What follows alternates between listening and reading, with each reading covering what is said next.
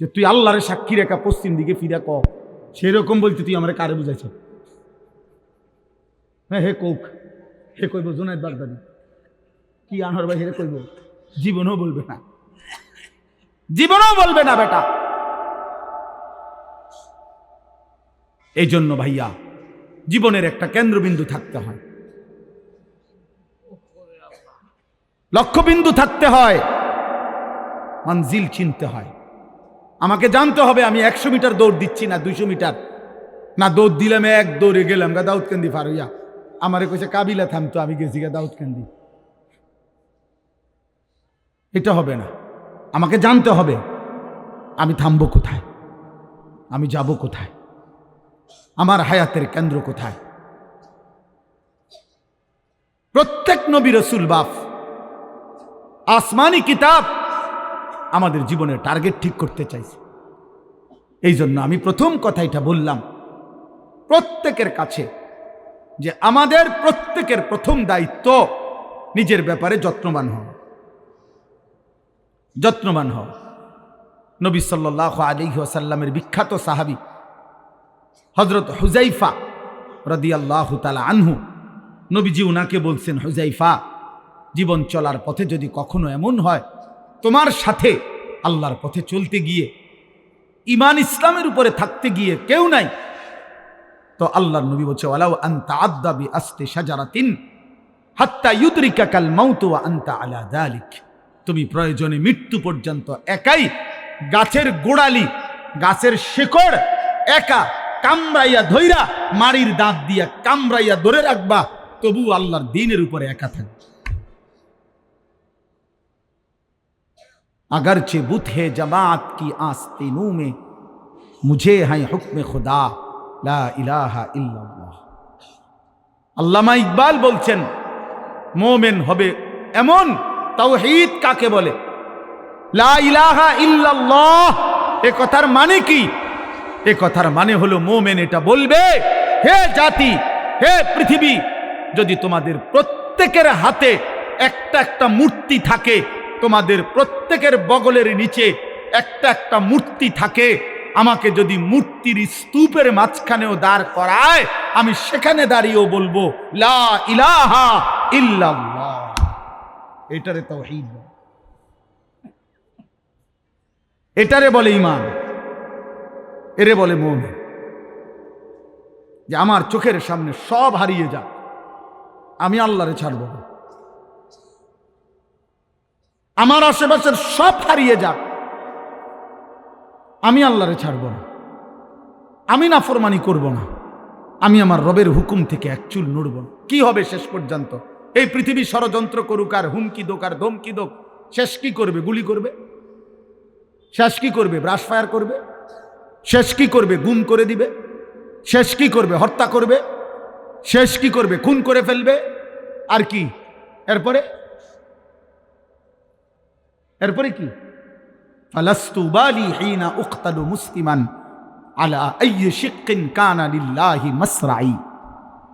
বুখারীর riwayat, নবী সাল্লাল্লাহু আলাইহি সাল্লামের বিখ্যাত সাহাবী হযরত খুবাইব ইবনে আদি, একজন সাহাবী খুবাইব রাদিয়াল্লাহু তাআলা আনহু, তানঈম নামক জায়গায় মক্কায়, মানে এখানে এখন যে মসজিদে আয়েশা বলে, এই মসজিদে আয়েশার পাশে হাজী সাহেবরা পরবর্তী উমরাগুলো যেখান থেকে করে আয়েশা মসজিদ কয়, এহরাম বাঁধে যেখানে, এই আয়েশা মসজিদের পাশের জায়গাটারই বলে তানঈম। এই জায়গায় নবীজির এই সাহাবীকে ফাঁসিতে ঝুলানো হয়েছিল। মক্কার কাফেররা হযরত খুবাইবকে যেদিন ফাঁসিতে ঝুলায়, সেদিন মক্কার নেতা আবু সুফিয়ান হযরত খুবাইবকে বলছিলেন, খুবাইব, ফাঁসির শেষ মুহূর্তে, ফাঁসির পূর্বক্ষণে তোমার জীবনের শেষ তামান্না কি? হযরত খুবাইব বলছিলেন, আমি 2 রাকাত নামাজ পড়তে চাই। তো রশি খুলে দিছে, উনি 2 রাকাত নামাজ পড়ছে। 2 রাকাত নামাজ পড়ে চোখের এক ফোঁটা পানি ফেলে 2 হাত তুলে আল্লাহকে বলছে, আল্লাহ, আজ আমার জিন্দিগির শেষ সেজদা। এই দুশ্মনরা ভাববে আমি মৃত্যুর ভয়ে দেরি করতেছি, যদি এটা না ভাবতাম তো আখিরি সেজদা আরো লম্বা করে দিতাম। আরো লম্বা করে দিতাম মাওলা, বাকি ওরা বলবে আমি মৃত্যুর ভয়ে দেরি করতেছি, এই জন্য ছোট করে ফেললাম। আল্লাহ, আমার আপনার কাছে আবদার, ওরা আমারে এখন ফাঁসিতে ঝুলাবে। আমার এই ফাঁসিতে ঝুলানোর এই দৃশ্য মক্কায়, নবীজি তখন মদিনায় হিজরত করে চলে গেছেন। হযরত খুবাইব বলছেন, আয় রব্বুল আলামিন, আমার শেষ তামান্না আমার মদিনার নবী যেন মদিনায় বসে আমার ফাঁসির দৃশ্য সরাসরি দেখতে পায়।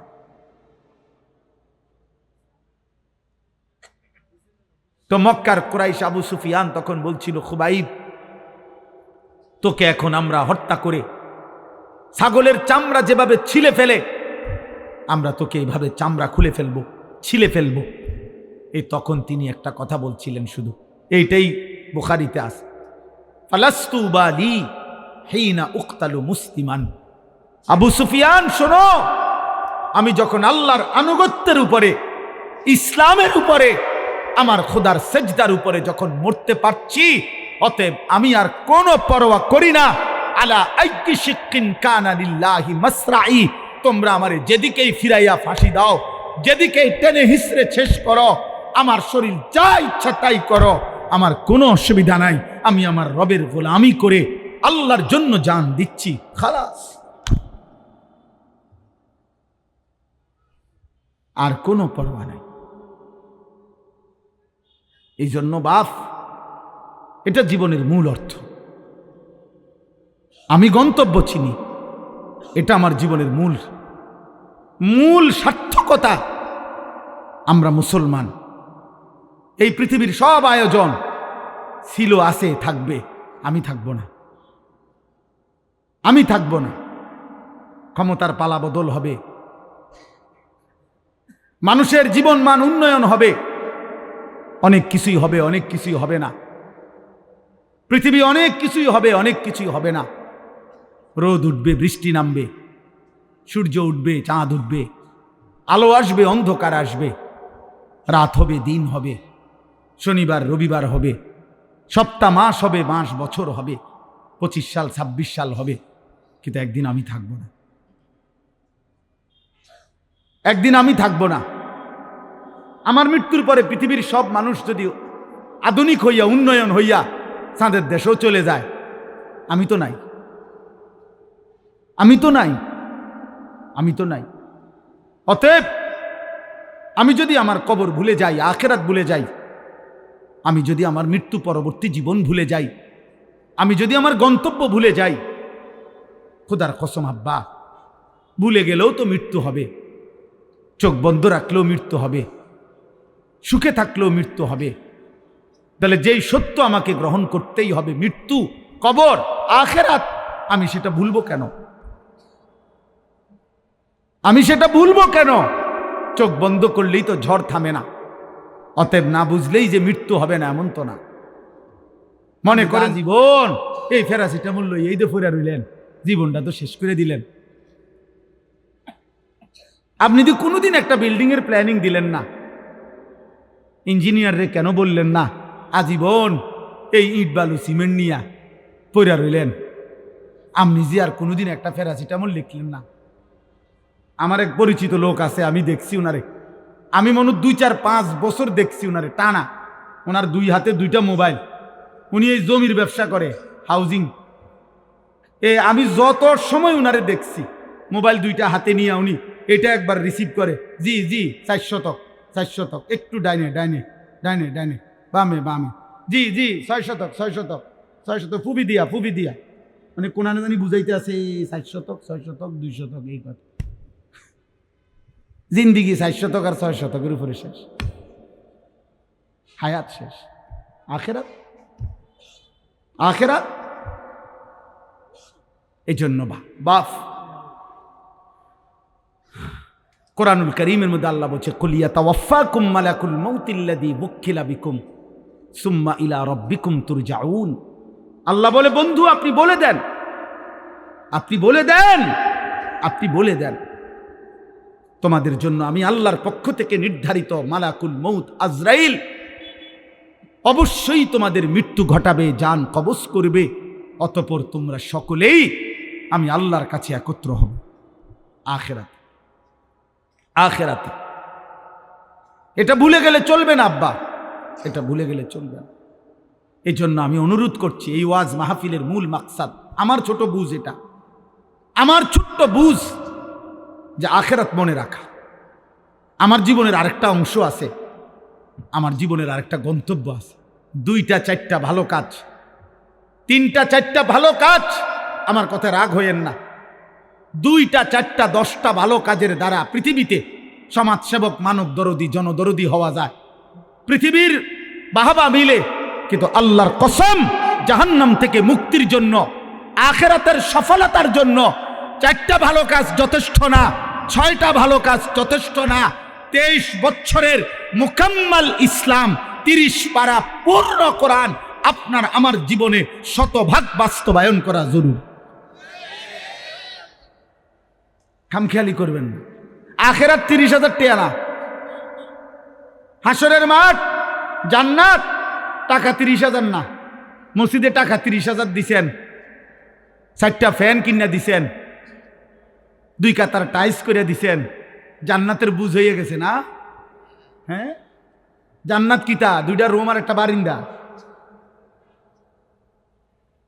বহু সাবধান, আমি বললাম বহু ধনাঢ্য ব্যক্তি, বহু সম্পদশালী ব্যক্তি শুধু সাদাকা, মানে শুধু দান সদকাকেই মনে করে আখিরাত, শুধু এটারই মনে করে বড় আখিরাত। মানুষের দেখা হইলেই শুনাইব, হুজুর মসজিদ করছি, মাদ্রাসা করছি, এতিমখানা করছি, লিল্লা বোর্ডিং করছি। এটি সবটি মিলাইয়া একটা আমল, সাদাকা। এটি সবটি একটা। 100 কোটি টাকাও যদি আপনি দান করেন, হুজুর আপনি বলেন সবটা একটা আমল কিনা? একটা আমল না। দান সাদাকা 1 লক্ষ কোটি টাকা হোক, এটা তো একটা আমল। তো নামাজ, রোজা, হজ, চরিত্রের পবিত্রতা, হালাল উপার্জন, আপনি তো মিশা কথা কন, আপনি তো 2 নম্বরই ব্যবসা করেন, আপনি তো লোন নিছেন 1 কোটি টাকা, 200 কোটি টাকা, কারে বুঝান সিটারি? হ্যাঁ, আখিরাত আমার নামে বুঝ দিলেন, আমি না বললাম মার হাবা জনাব উমক 20,000 মার হাবা, আবারে মার। ঠিক আছে, মার হাবা তো ঠিক আছে, কিন্তু আসমানওয়ালা খোদার কসম তিনি জিজ্ঞেস করবে কিয়ামতের দিন, বান্দা মিন আইনা ইকতাসাবা ওয়া ফীমা আনফাকা। আল্লাহ তাআলা বলবেন, আমার বান্দা হিসেব দাও, একটা টাকা কোত্থেকে উপার্জন করেছো, একটা টাকা কোথায় ব্যয় করেছো। আমি আপনাদেরকে দানের নিরুৎসাহিত করছি না, সতর্ক করছি। আমার এটা একটা ভয়, অসংখ্য আল্লাহর বান্দা এমনও হইতে পারে দান সৎকা করে গেছে, আমি তারা কেবল বাহাবাই দিয়ে গেছি, কিন্তু হারাম থেকে যে বাঁচা দরকার। সুদের টাকা দান করলে যে কবুল হবে না, ঘুষের টাকা দান করলে কবুল হবে না, ওজনে কম দেওয়া টাকা দান করলে কবুল হবে না, 2 নম্বরই 6 নম্বরই টাকা দান করলে এটা কবুল হবে না, হবে না, হবে না, দৈন্তার নয় কান না। এ কথা যদি আপনারে আমি না বলি, হতে পারে আখিরাতে আমি আটকায় যাব। ওই লোক বলবে আমি দিছিলাম, হুজুররা আমারে কিচ্ছু কয় না। নাইলে আমি আরেকটু চেষ্টা করতাম, আরেকটু নয়তো চেষ্টা করতাম হালাল হারামের পার্থক্য করার, কিন্তু হুজুররা তো বিষয়টা আমার এরকম ক্লিয়ার করছে না, আমার তো কেবল মারহাবা না দিল। তখন কি হবে আব্বা? তখন তো আমি আটকায় যাব। আজকে মনে করেন এখানে যদি আমরা 500 লোক হই, আর এখন যদি 1 ঘন্টা সময় পার হয়, তো 500 ঘন্টা পার হইছে 500 জনের। এই 500 জনের 500 ঘন্টা আল্লাহর কসম, আল্লাহর পক্ষ থেকে আমার কাছে আমানত। আমাকে এর হিসাব দিতে হবে। আমাকে 1 ঘন্টার হিসাব দিতে হবে না, 500 ঘন্টার হিসাব দিতে হবে। কারণ এই মানুষগুলো আল্লাহর কথা শুনতে বসছিল। এই জন্য আপনাদের কাছে আমি অনুরোধ করছি, আপনি পুরা দিন মানতে হবে। যদি বলেন হুজুর আপনার মধ্যে তো ত্রুটি আছে, হ্যাঁ আমার মধ্যেও ত্রুটি আছে, আমি খোলা কণ্ঠে বললাম, আপনি আমার জন্য দোয়া করেন। কথা বোঝেন নাই? আপনি যদি বলেন অমুক হুজুরের মধ্যে তো ত্রুটি আছে, তো আপনি ওনার লেগে দোয়া করেন। আপনাদের জন্য আমরা দোয়া করি কিনা? কথা বলেন না। তো আপনারা আমার জন্য দোয়া করবেন। আল্লাহ হুজুরদের, আপনার চোখের যেই হুজুর ত্রুটি, আপনি ওই হুজুরের লেগে একটু দোয়া করেন যে আল্লাহ এ হুজুররাও নেককার বানায় দেন, আল্লাহ হুজুররাও জাহান্নাম থেকে বাঁচায়া দেন। আমার হুজুর মানে কি জান্নাত থেকে আইছে? তাই হুজুর হিসাব দিতে হবে না? আখেরাতে হিসাব দিতে হবে কি না বলেন? অতএব বাপ, এই কোন রকম খামখেয়ালি করা যাবে না। আখেরাত খামখেয়ালি নাব্বা।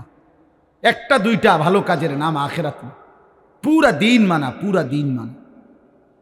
সমস্ত গুনাহ আপনি ছাড়তে হবে, সমস্ত আমল আপনি করতে হবে। আপনি মুসলমান, আপনি মুমিন, আমি মুসলমান, আমি মুমিন। আমাকে সমস্ত গুনাহ ছাড়তে হবে, সমস্ত গুনাহ ছাড়তে হবে। আজ কি পরিমাণ মুসলিম যুবক মাদকাসক্ত, আজ কি পরিমাণ মুসলিম যুবক নারী নিয়ে ব্যস্ত।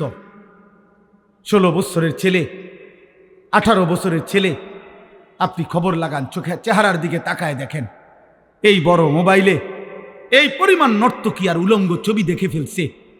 আমার মনে হয় না বিগত 60 বছরের কোনো বয়স্ক লোক 60 বছরও যদি টানা টেলিভিশন দেখা থাকে, উনি 60 বছরে যত নারী দেখে নাই, 3 দিনে মুসলমানের অগণিত কিশোর যুবক মোবাইলের এই সুযোগ পেয়ে উলঙ্গ নারী যে পরিমাণ দেখছে।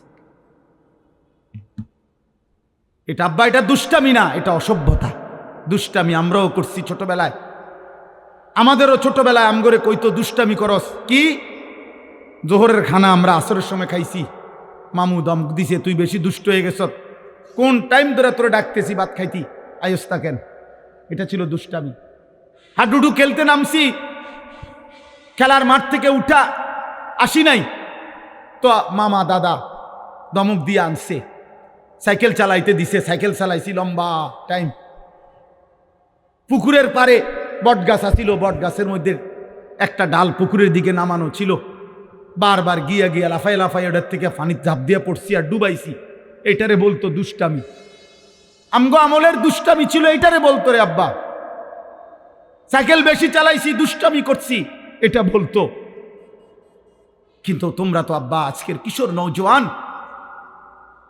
তোমরা তো দুষ্টামি করছো না, তোমরা তো অসভ্যতা করছো।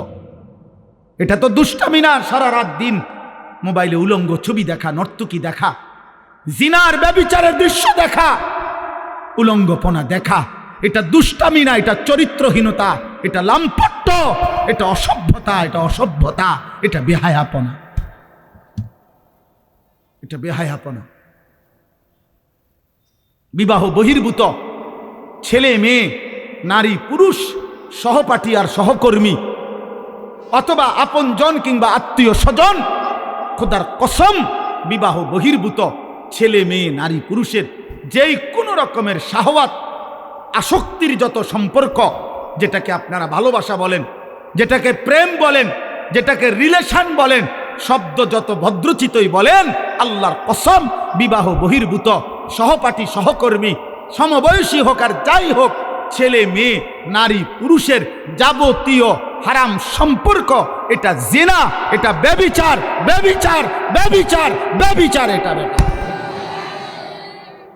এটা জিনা। আপনি এটারে ভদ্রতার লেভেল লাগাইয়েন না। ভেজিটেবল কইলে মূলার হাক কোনো বেশি কিছু হয়ে যায় না, শাকে থাকে। রিলেশন বললে অসভ্যতা, ভালো কিছু হয়ে যায় না।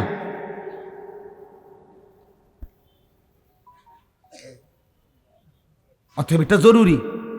আমি হাদিস বলি, আল্লাহর নবী সাল্লাল্লাহু আলাইহি সাল্লাম বলছেন, মান জানা ওয়া শারিবাল খামরা নাজা আল্লাহু মিনহুল ঈমান কামা ইয়াখলাউল ইনসানু আল কামিসা মিন রাসিহি। আত-তাফসীরুল মুনীর, আরবি ভাষার বিখ্যাত তাফসীর, নির্ভরযোগ্য হাদিস, এটা সনদ সহিহ। এটা আল্লাহর নবী সাল্লাল্লাহু আলাইহি সাল্লাম বলেছেন, আহা, যে ব্যক্তি ব্যভিচার করে, জিনা করে এবং মদ পান করে, নবীজি বলছেন আল্লাহ তাআলা তার দিল থেকে, তার কলিজা থেকে, তার অন্তর থেকে ঈমান এভাবে টেনে বের করে ফেলে, মানুষ তার গায়ের পোশাক দেহ থেকে যেমন খুলে ফেলে।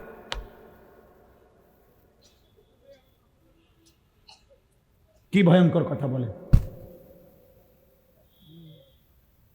বলেন কি ভয়ঙ্কর কথা। আল্লাহ রসুল বলছে আল্লাহ তাআলা তার অন্তর থেকে ঈমান নাযা টেনে বের করে ফেলে। মানুষ যেমন তার গায়ের জামা খুলে ফেলে। রাসূলুল্লাহ সাল্লাল্লাহু আলাইহি ওয়াসাল্লাম বলছে মান শারিবাল খামরা তারাকাস সালাহ ওয়া ওয়াকা আলা আম্মাতিহি ওয়া খালাতিহি। আল্লাহ, যে মদ পান করে, নেশাখোর, মদখোর, গাঁজাখোর, ফুট্টাখোর, বাবাখোর, ডালখোর, ইয়াবাখোর, হারামখোর, আল্লাহ রসুল বলছে তার নামাজ ছুটে যায়। সবচেয়ে জঘন্য কথা নবী বলছে এই মদখোর, নেশাখোর, নাফরমান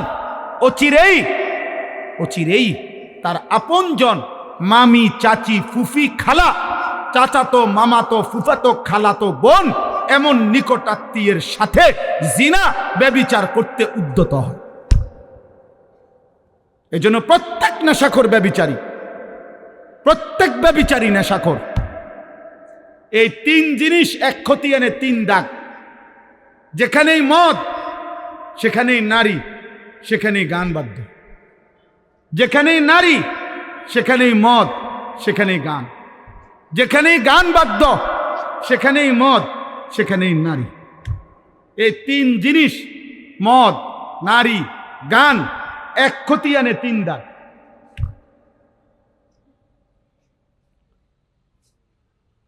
রাসূলুল্লাহ সাল্লাল্লাহু আলাইহি ওয়াসাল্লাম বলছেন গানে আসক্ত ব্যক্তিকে আল্লাহ তিনটা শাস্তি দিবে। নবীজি স্পষ্ট বলছেন তিনটা শাস্তি আল্লাহ দিবে। এক নাম্বার, মাটি ধসিয়ে ধ্বংস করে দিবে। দুই, পাথরের বৃষ্টি বর্ষণ করে ধ্বংস করে দিবে। তিন, অথবা চেহারা বিকৃত করে মানুষের চেহারা পরিবর্তন করে জানোয়ারের আকৃতি বানায় ফেলবে।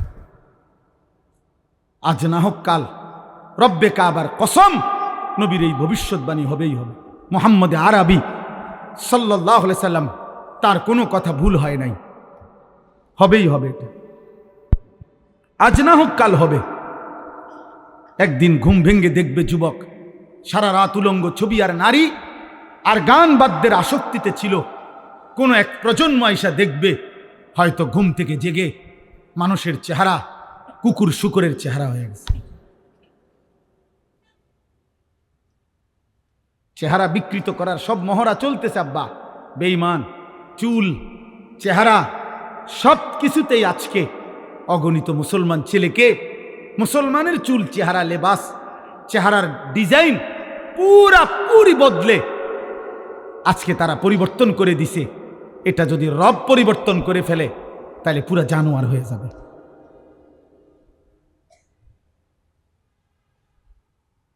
হ্যাঁ, এই জন্য আমি স্পষ্ট বললাম আখিরাতের জন্য সবগুলো গুনাহ ছেড়ে দিতে হবে।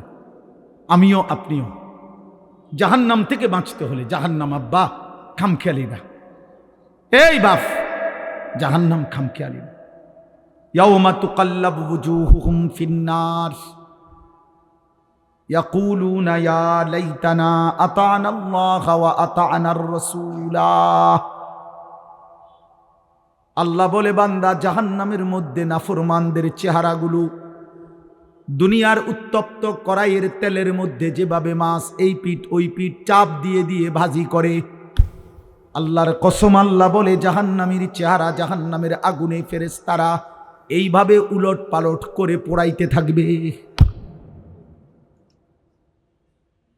ইয়াকুলুনা ইয়া লাইতানা আতা'না আল্লাহ ওয়া আতা'নার রাসূলা। জাহান্নামী নাফরমান প্রতি সেকেন্ড সেকেন্ড চিৎকার করবে আর বলবে, হায় আমার মন্দ কপাল, আফসোস, আমি যদি আল্লাহ এবং রাসূলের আনুগত্য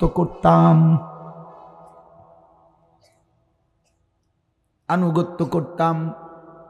কোরআনুল কারীমের মধ্যে আছে, আল্লাহ বলেন ওয়ালাউ তারা ইদিল মুজরিমুনা নাকিসু রুউসিহিম ইনদা রাব্বিহিম। আল্লাহ বলে বন্ধু হাসরের ময়দানে দেখবেন নাফরমান পাপী লজ্জায় অপমানে মাথাটা নুয়ে আমি আল্লাহর সামনে দাঁড়িয়ে থাকবে। আর বলবে রব্বানা আবসারনা ওয়া সামি'না ফারজি'না না'মাল সালিহান ইন্না মুকিনুন। নাফরমান বলবে আল্লাহ আজ হাসরের ময়দানের সব কিছু আমি নিজ চোখে দেখলাম, ওয়া সামি'না আমি নিজ কানে শুনলাম, ইন্না মুকিনুন আজ আমি হাসরের সব কিছু বিশ্বাস করলাম। ফারজি'না না'মাল সালিহান মাওলা আমারে আর একটা বার হাসরের ময়দান থেকে দুনিয়ার জীবনে ফেরত পাঠান, এবার যদি আমি যেতে পারি না এক আমল করব।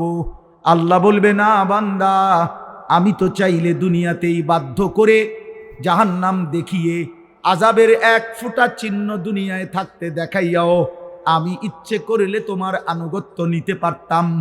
ওয়ালাউ শি'না লাআতাইনা কুল্লা নাফসিন হুদাহা আমি তো চাইলে পারতাম বান্দা, পারতাম।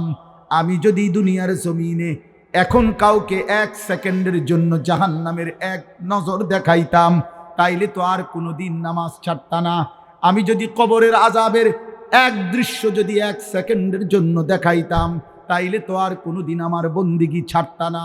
আল্লাহর নবী বলেন, ইমানদার কোন নাফরমানের লাশ যখন খাটিয়ার মধ্যে করে কাঁধে তুলে নিয়ে যখন কবরস্থানের দিকে নিয়ে যায়, আল্লাহর কসম নবী বলেন, উম্মত যদি একবার নাফরমানের একটা চিল্লানি যদি তোমরা শুনতা, তাইলে এই কায়নাতের কেউ কোনোদিন কোনো মানুষকে কাঁধে তুলে নিয়ে লাশের খাটিয়া কবরস্থানে নিত না। কোনো লাশ আর দাফন হতো না, লাশগুলো রাস্তার মধ্যে কুত্তার শুকর বিলাই কামড়ায়া খাইতো।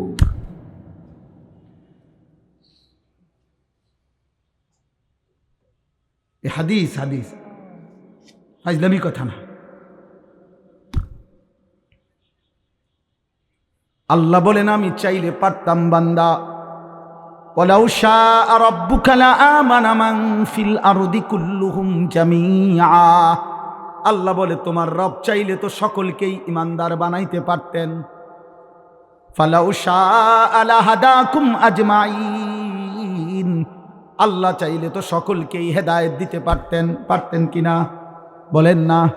এখানে আমরা যারা বসছি আমাদের প্রত্যেককে দিয়ে সেজদা করাইতে আল্লাহর পক্ষে সম্ভব? বলেন না কেন? এই যুবক বলো না। পারতো।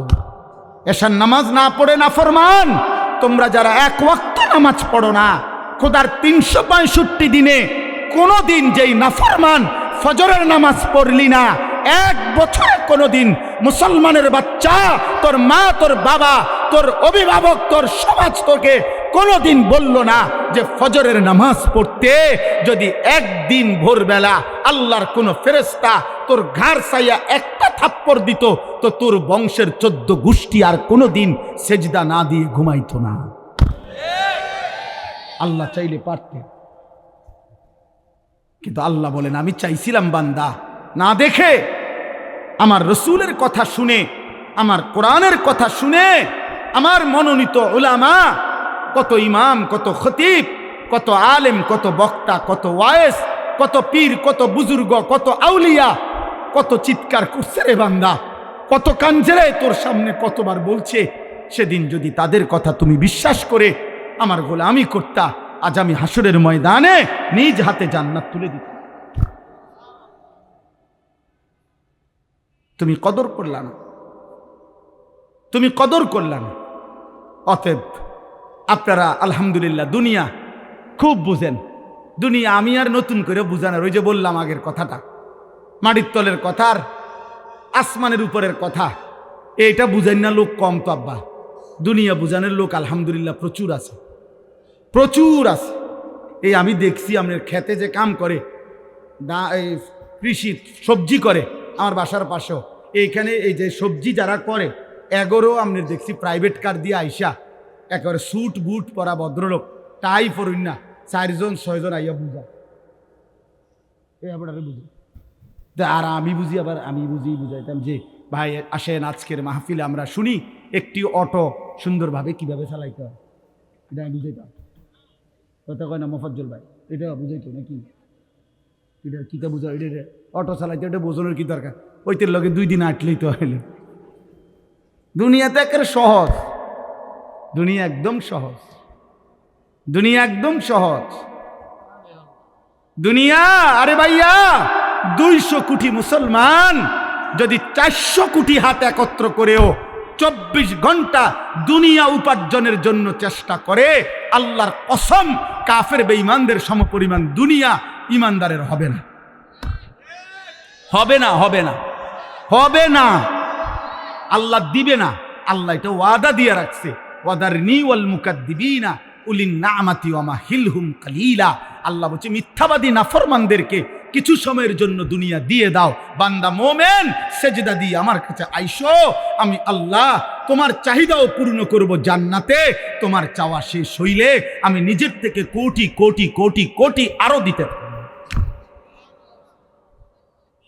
আমি সব দেব জান্নাতে। দুনিয়া শুধু খোরাকি। ওই আমার বাসাত রাজমিস্ত্রি কাজ করছে, ওর লগে চুক্তি হইলো, সিস্টেম কইছে হে হুজুর ডেইলি 8 জন কাজ করব, কর্মচারী আমরা 600 টাকা কইরা ডেইলি হাজিরা দিয়ে যাবেন রোজ। আর 60 ডালাইয়ের পরে স্কোয়ার ফিট মাইপা আপনার 280 টাকা কইরা যত আসে বাকি টাকাটা দিবেন। এইটা হইলো হিসাব। আমি বুঝছি এইটা আমাকে হিসাব। আল্লাহ আমারে বলছে বান্দা তুমি শুধু ইমান আমলের সাথে দুনিয়া খোরাকিটা কোন রকম নিয়ে আসো, খাইয়া আইও, বাকি যা হিসাব কইরা জান্নাতে আমি দিয়ে দেব তুমি। শুধু দিন খোরাকি না, হ্যাঁ ডেইলি খোরাকিটা শুধু না। এই জন্য ইমানদার খোরাকি নেয়। এই জন্য ইমাম সাহেব 10,000 টাকা বেতনে 1 মাস চলে, 8,000 টাকা বেতনে 1 মাস চলে, 12,000 টাকা বেতনে 1 মাস চলে, কিস্তি নাই। কিন্তু মাসে 1.5 লাখ টাকা ইনকাম, কিস্তি চলে 60টা। আরো আমারও তো কতজনে বলছে খাস করে দোয়া করতাম এই কিস্তি লেগে, মানে এমন দোয়া করতাম যাতে কিস্তি 4টা 8টা হয়। মা তো খাস করে দোয়া করলে কি করতো, কিস্তির উপরে দোয়া তো আপনি লেগে এইটাই যে হুজুর দোয়া করবেন কিস্তি চলে 4টা, তার মানে আরো যাতে 4টা বাড়ে কিস্তি। আমার একবার একজনে বলছে হুজুর রবিবারে 7 ডালাই খাস করে দোয়া করবেন। আমি বললাম দোয়া করি আল্লাহ যাতে 7 ডালাইয়ের দিন ডাকবে যায় নিচের দিকে, মানে এমন। নাহলে খাস দোয়া কি, এটা পরে জাঁতা দেওয়াতে দোয়াটায় নর্মাল দোয়াই তো 7 ডালাই হয়। তো যেহেতু সাপ দিতেন কইছেন আপনি খাস, তো তাহলে 8টু সাপ দিলাম। দুনিয়া মোটরসাইকেলের লেগে দোয়া, হাই মুসলমান, হাই মুসলমান 7 ডালের দোয়া। হুজুর দোয়া করবেন, কষ্ট করে আল্লাহ আল্লাহ করে 12 লাখ টাকা ব্যবস্থা করছি ছেলেটার বিদেশের, আল্লাহ আল্লাহ করে করছে। 3 লাখ টাকা সুদে নিছে, 4 লাখ টাকা কিস্তিতে নিছে আল্লাহ আল্লাহ করে।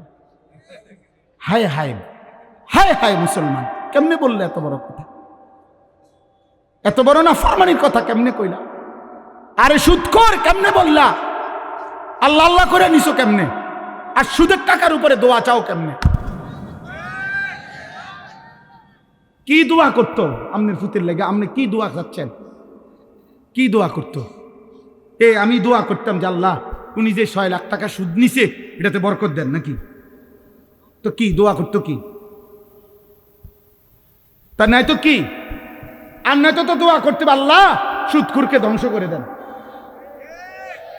তো নয়তো বরকত দেন বলা যাবে? কথা বলেন না কেন?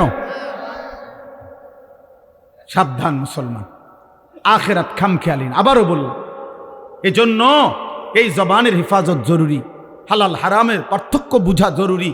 এক মুসলমান, আবারও বলি, আখিরাতকে আপনারা মামুলি ভাববেন না, আখিরাতকে খামখেয়ালি মনে করবেন না।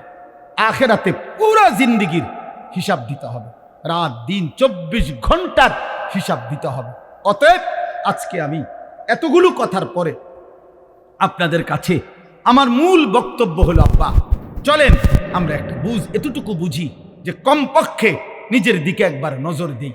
আমি আপনি যে যেখানে আসি 30টা সেকেন্ড, প্রত্যেকে একবারে 30 সেকেন্ড সময় আপনি একটু চোখ বন্ধ করে অথবা আপনার বিবেক দিয়ে আপনি ভাবেন, আমরা যারা এখানে বসা এখন যে যে অবস্থানে বসে আছি, চোখ বন্ধ করে বা 30 সেকেন্ড নীরবে ভাবেন তো যে অবস্থায় আছি, এই অবস্থায় আমাদের জীবনের গুনার পরিমাণ বেশি নাকি নেকির পরিমাণ বেশি?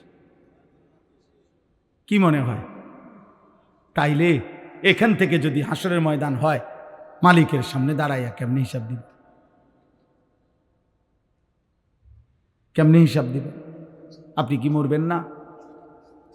আপনাকে কি কবরে যাইতে হবে না? এই কথাটাই আমি মনে করাই দিলাম। আমার ছোট্ট বুঝে আমি এতটুকু বললাম। আল্লাহ তাআলা বলছে, বান্দা এবার যদি মনে করে থাকো তোমার গুনার পরিমাণ বেশি, তাইলে তুমি অন্য কোথাও গিয়ে লাভ নাই। আমি আল্লাহ তোমাকে আশ্বস্ত করতে চাই, গুনাহ যদি তোমার আসমান পরিমাণ হয়, গুনাহ যদি তোমার সমুদ্রের ফেনা পরিমাণ হয়, গুনাহ যদি তোমার হিমালয় পর্বত ছুঁয়ে যায়, গুনাহ যদি তোমার এই জমিনের বালুকণা পরিমাণও হয়, তুমি অন্যদিকে যাইও না। তুমি যদি শুধু বুঝতে পারো, অনুভব করতে পারো, তোমার ভিতরে যদি উপলব্ধি আসে আমার গুনাহ বেশি, আর আমার এই গুনাহ আমার জাহান্নামে নিবে, আর জাহান্নামের আগুন আমি সহ্য করতে পারবো না, খোদার কসম আল্লাহ বলেন এদিক সেদিক না গিয়ে বান্দা তুমি আমার দিকে ফিরে আসো, আমার রহমত থেকে নিরাশ হইও না। আমি ওয়াদা করলাম, আমি আল্লাহ এক সাগর নয়, আমি হাজার সাগর, এক পৃথিবী নয়, আমি আসমান ছোঁয়া গুনাহ একবারে একসাথে মাফ করে দেব। তুমি আমার কাছে আসো। এই কথাটাই এখানে 24 নম্বর পারা 39 নম্বর সূরা, সূরায়ে জুমার, এই সূরার 53 নম্বর আয়াত। আমি আপনাদের কাছে 3টা আয়াত করছি, 53, 54, 55, এই 3টা আয়াতের তর্জমা বলেই আমার কথা আমি শেষ করলাম। আল্লাহ তাআলা বলেন, কুল, হে নবী আপনি বলেন, ইয়া ইবাদিয়াল্লাযীনা আসরাফু আলা আনফুসিহিম, হে আমার বান্দারা, তোমরা যারা নিজের উপরে গুনাহ করতে করতে সীমা অতিক্রম করে ফেলেছ, গুনার পাহাড় উঠায় ফেলছ, তোমরা নিজের উপরে যারা জুলুম করে ফেলেছ, তোমরা যারা জীবনটাকে শেষ তসতস করে ফেলছ। হাদিসের মধ্যে, তাফসীরের মধ্যে আছে, নবীজির কাছে কয়েকজন লোক এসে বলছিল, হে মুহাম্মদ, আমরা তোমার কালেমা গ্রহণ করতে চাই, কিন্তু তুমি কি জানো যে আমাদের গুনাহ কি পরিমাণ? আমাদের গুনাহ কি পরিমাণ? হয়তো তোমার আন্দাজও নাই। মুহাম্মদ, আমরা শুধু শিরিক করেছি এমন না, আমরা মূর্তি পূজা করেছি এমন না। তাফসীরে কুরতুবীতে স্পষ্ট লিখছে, নবীজিকে তারা বলছে, হে মুহাম্মদ, চুরি করছি কি পরিমাণ, হিসাব নাই। জিনা করেছি কি পরিমাণ, হিসাব নাই। মদ পান করেছি কি পরিমাণ, হিসাব নাই। খুন করছি কি পরিমাণ, হিসাব নাই। জীবনটা শেষ করে দিছি গুনায় গুনায়, আজ আর কোনো হিসাব করেও কুলাইতে পারবো না, এত বেশি পরিমাণ গুনাহ আমাদের। তো বলছে, মুহাম্মদ তুমি যে বলছো আল্লাহ মাফ করে দিবে, কিন্তু মাফ তো করবে বুঝি, কিন্তু আমরা যে পরিমাণ গুনাহ করেছি আমাদের মনে হয় তোমার আল্লাহ এত বেশি পরিমাণ গুনাহ মাফ করবে না। গুনাহ যে আমাদের অনেক বেশি। তুমি আরেকবার তোমার আল্লাহকে জিজ্ঞেস করো, উনারে বলতে কও, উনি আমগো কি পরিমাণ গুনাহ মাফ করে দিবে। মহান আল্লাহ পাক এই আয়াত তখন নাজিল করছেন। আল্লাহ বলছে, বন্ধু আমার বান্দাদেরকে বললেন, বলেন হে আমার বান্দা, তোমার গুনার সংখ্যা তুমি হিসাব, কবিরা গুনাহ মাফ করে দেব, সগীরা গুনাহ মাফ করে দেব, বিদআত মাফ করে দেব, মুনাফিকি মাফ করে দেব, সব মাফ করে দেব। ইন্নাহু হুয়াল গফুরুর রাহিম। কেন মাফ করব না? আমি আল্লাহ গফুর, ক্ষমাশীল, রাহিম, দয়াবান। এবার আল্লাহ বলে, বান্দা তবে শোনো, তাহলে যদি তুমি সিদ্ধান্ত নাও আমার কাছে আসবা, আমি মাফ করব, তা এখন কি করতে হবে তোমাকে? আল্লাহ বলেন, তোমাকে 2টা কাজ করতে হবে। ওয়া আনিবু ইলা রাব্বিকুম, তোমাকে 1 নাম্বার ইরজিউ, আমার কাছে ফিরে আসতে হবে। তুবু, তাওবা করতে হবে। 1 নাম্বার ইনাবাত, আই রুজু, আই তাওবা, অর্থ হলো তুমি তাওবা করো, তাওবা করো, তাওবা করো, তাওবা করো। বান্দা আমার কাছে আসো, আমার কাছে তাওবা করতে হবে। কি করতে হবে বলেন, সবাই বলেন না, কি করতে হবে? তাওবা কিভাবে করে? তাওবা কিভাবে করে? আমার শায়েখ আল্লামা মুফতি মুশতাকুন নবী কাসিমি, আমি একটা জিনিস দেখাই দিই।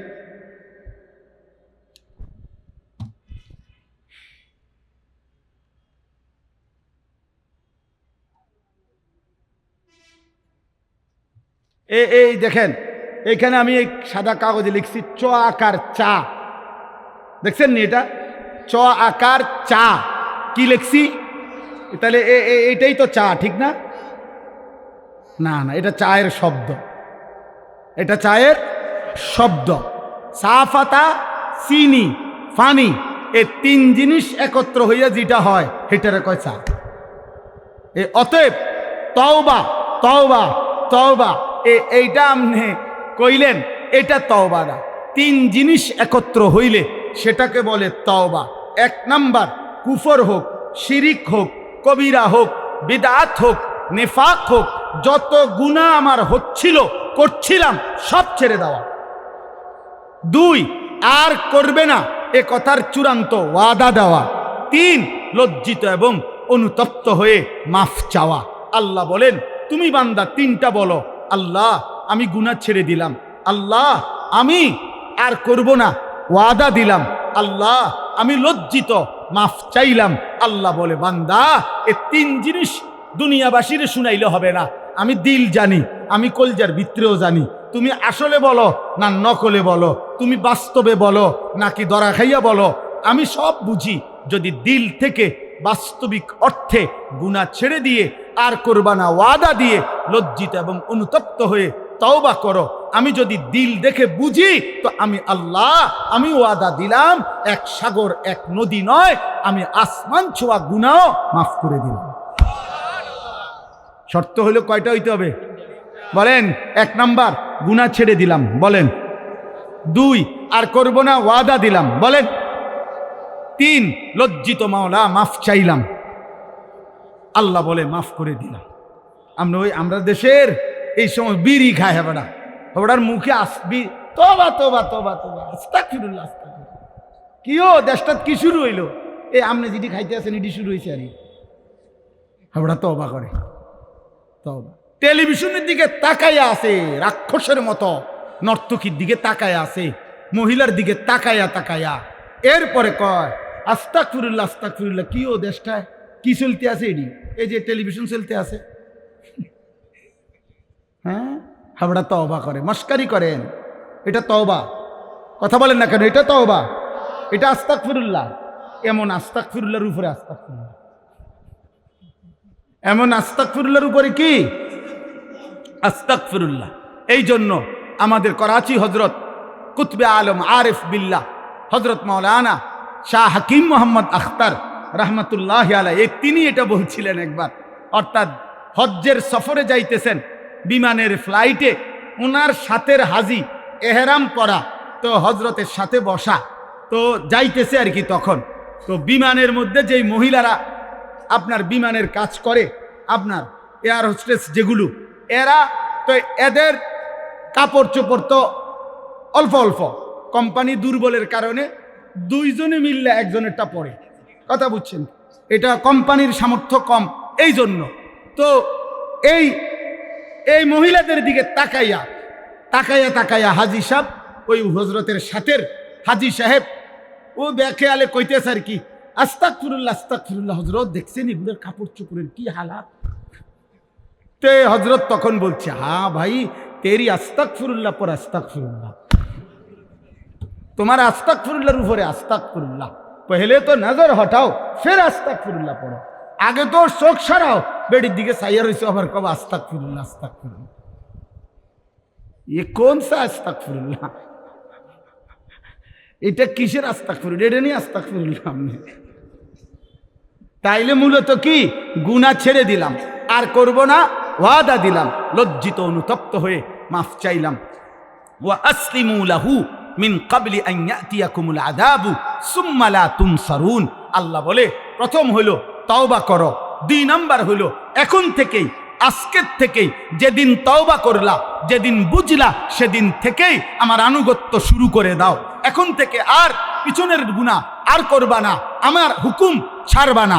আজই নামাজ শুরু করো, আজকেই শুরু করো, আজকেই শুরু করো, আজকেই শুরু করো। আল্লাহ তৌফিক দান করেন। আল্লাহ বলে, বান্দা এই দুই কাজ, তওবা করো এখন, আনুগত্য আমার ইবাদত শুরু করো এখন। মৃত্যু আসার আগে আগেই, মৃত্যু আসলে আর তোমাকে সাহায্য করা হবে না, আর সাহায্য করা হবে না। তৃতীয় আয়াতে আল্লাহ বলেন, ওয়াত্তাবিউ আহসানা মা উনজিলা ইলাইকুম মির রাব্বিকুম মিন ক্বাবলি আন ইয়াতিয়াকুমুল আযাবু বাগতাতাও ওয়া আনতুম লা তাশউরুন। আল্লাহ বলেন, আবারও বলছি, আমি যেই শ্রেষ্ঠতম কিতাব কোরআন নাজিল করেছি, আমার কোরআন মৃত্যু আসার আগে আগেই আনুগত্য করো, হঠাৎ মৃত্যু আসবে যা তুমি টেরও পাবে না। অতএব তার আগে আগেই বান্দা তুমি আমার কোরআন ধরো, আমার দিন ধরো, আমার আনুগত্য করো, আমার বন্দিগি করো। আমার ভাই, আমার বন্ধু, এই নাজিরা বাজার যুব সমাজের এই ভাইরা, ও আমারে অনেকক্ষণ আবদার করছে, একটা ডেট আমি মিলাইতে পারতেছিলাম না। আল্লাহর দয়া এতটুকু সুযোগ হয়েছে। আমার অনেক প্রিয় ভাই মাওলানা আমাদের মুফাজ্জল ভাই, প্রিয় ভাই বলছেন, এই জন্য আমি এটুকু সময় আপনাদের কাছে বললাম। ইনশাআল্লাহ আরও হযরত উলামায়ে কেরাম ধারাবাহিক আপনাদের মাঝে বয়ান করবেন।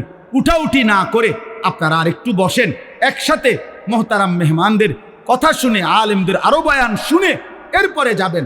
আর আমার শেষ কথা, কিশোর ভাই, যুবক ভাই, দোস্ত, এই পৃথিবী তোমারে মনে রাখবে না রে আব্বা। তুমি সেজদা দাও, ফজরের নামাজ পড়ো, আখেরাত ভুলো না। আব্বা তোমারে দুনিয়া মনে রাখবে না। কোনো পাপী, কোনো নাফরমানকে পৃথিবী শ্রদ্ধার সাথে স্মরণ করে না। নাফরমানের নাম টিকে না, নাফরমানের নাম থাকে না। ফেরাউনের নাম পৃথিবীর কোনো কুত্তার নামও কেউ রাখে না। নমরুদের নাম পৃথিবীর কোনো কুত্তার নামও কেউ রাখে না। আবু জেহেলের নাম পৃথিবীর কোনো কুত্তার নামও কেউ রাখে না। আবু লাহাবের নাম কোনো কুত্তার নামও কেউ রাখে না। এজন্য দোস্ত, নাফরমানের নাম থাকে না, নাফরমান শ্রদ্ধার সাথে স্মরণ হয় না। ইমানওয়ালা, সেজদাওয়ালা, বন্দিগিওয়ালা, মানুষের কল্যাণ, মানুষের সেবা, আখেরাতের ফিকির যার মধ্যে, সে দুনিয়াতেও টিকে থাকে, সে আখেরাতেও টিকে থাকবে। আল্লাহ আমাদেরকে তৌফিক দেন, আল্লাহ আমাদেরকে কবুল করেন। আজকের এই তাফসীরুল কোরআন মাহফিল আগামী দিনেও আরো সুন্দর ইন্তজামের সাথে করার তৌফিক আল্লাহ দান করেন। আমিন আমিন। উঠেন না মেহমানদের